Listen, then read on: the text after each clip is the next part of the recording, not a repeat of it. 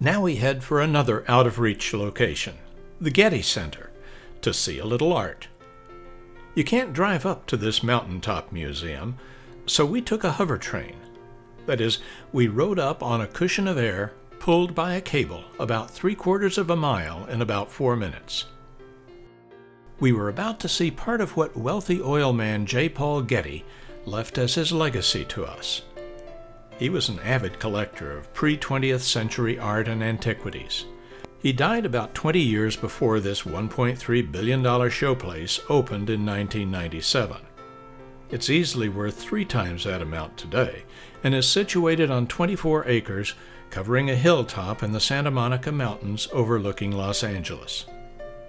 Upon arrival at the top, I was immediately struck by the captivating architecture, a major work of modernist art in and of itself.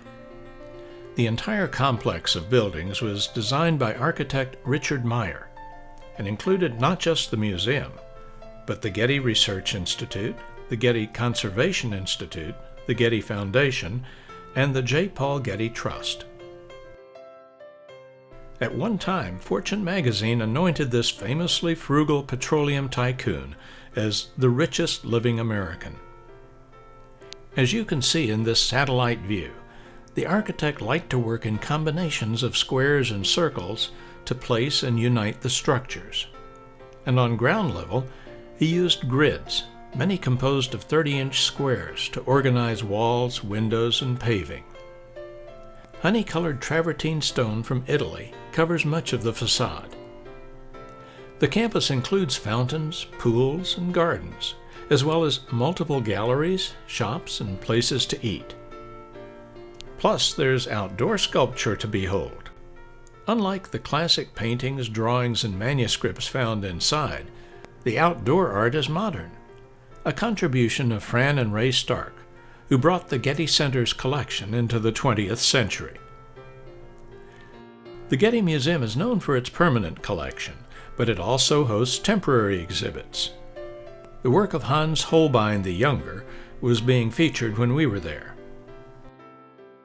This German-Swiss painter captured many members of Henry VIII's court in England.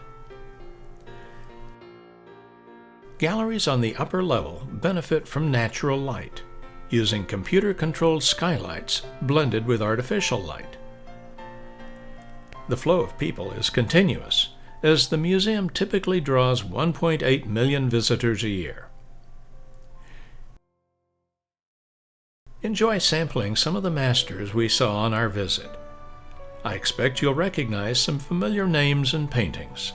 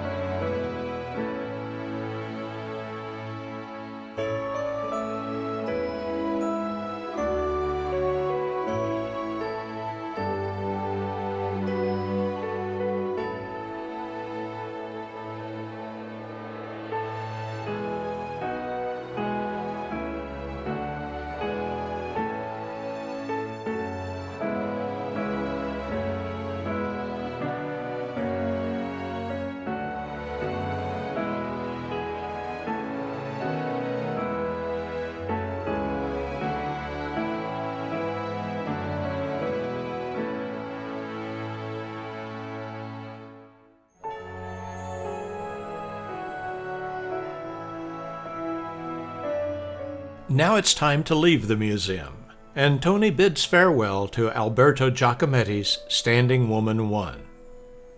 Soon we're back on the train for the short ride down, and a chance to admire another of Los Angeles's many freeways.